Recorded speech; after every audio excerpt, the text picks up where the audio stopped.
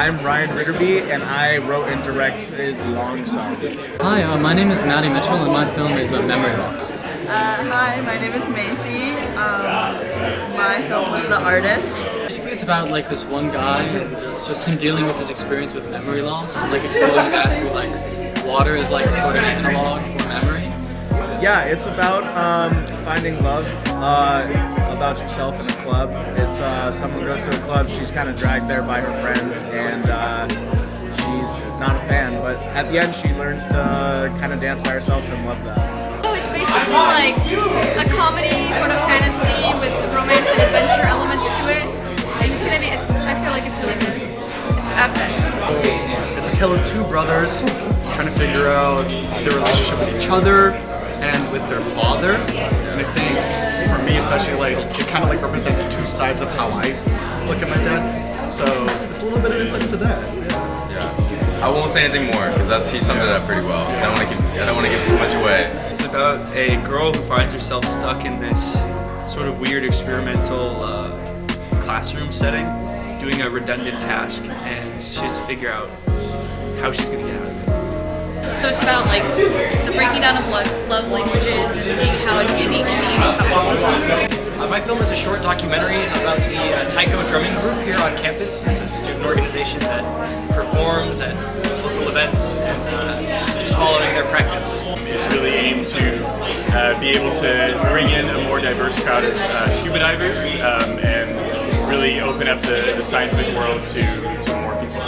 It is about a high school student named Connie, and she's struggling with a mood crush and her body image issues, and she's also on psychedelics with her friends, so she goes to an alternate reality where she meets a man who can solve all her body image issues and make her the perfect person for her. So my film is about a student who has transferred from Berkeley to UCSD, and she explains her experience transferring and how it has affected her.